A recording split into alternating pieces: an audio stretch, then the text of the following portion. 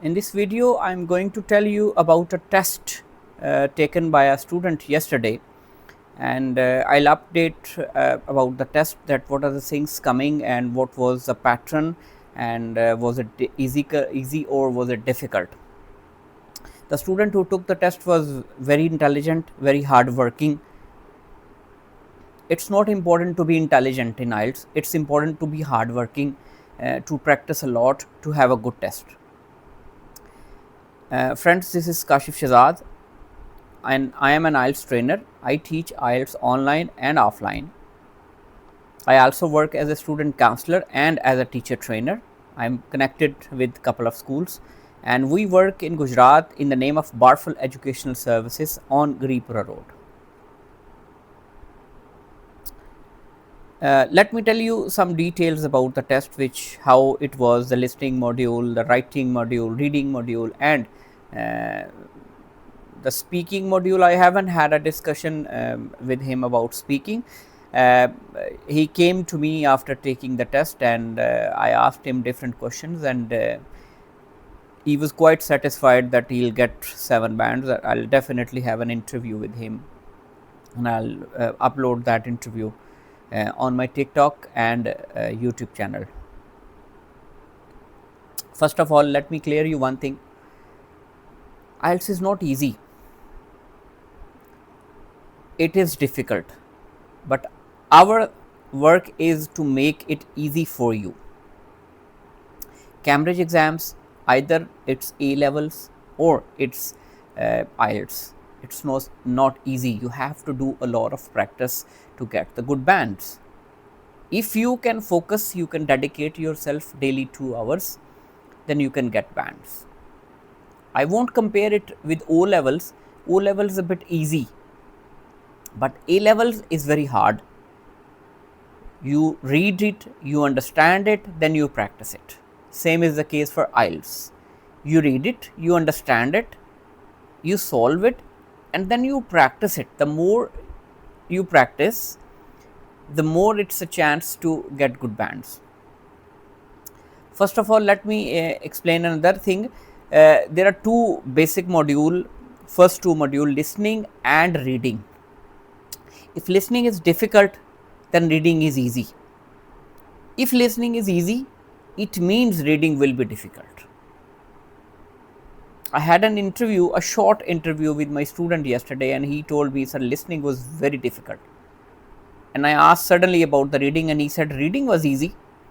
Then I told him, I had told him, but I reminded him that, look, I told you that if reading is easy, listening would be difficult, and if listening is easy, then reading will be difficult, right? And the difficult means, obviously you must have the idea that listening first section always filling the blanks, listening fourth section always filling the blanks, section 1 and section 4 always filling the blanks, section 2 and section 3. There are 3-4 types which can come: fill in the blanks, multiple choice question, double MCQs, and single MCQs. And what he told me, he said, sir, there were 16 MCQs in 2 sections, section 2 and section 3, and 4 questions for a map. There can be a map in section 2, sometimes, not all the times, but sometimes there is a map. So he had a map in section 2 with 4 questions, and he had 16 MCQs, 6 in section 2 and 10 in section 3. So section 3 was all MCQs. So be ready. Sometimes it happens that they give you all MCQs.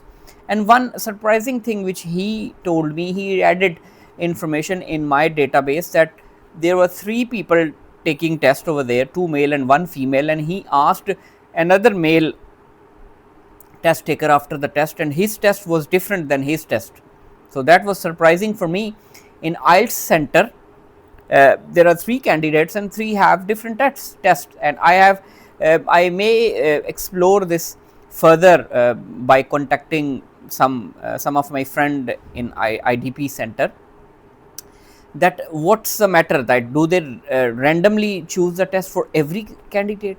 Is it Is it not the same for every candidate who is who is taking the test on the same day? That was surprising for me. And there were 2 invigilators standing all the time behind you in the test center and checking your ID card every maybe 30 minutes or every 40 minutes. The security is so tight.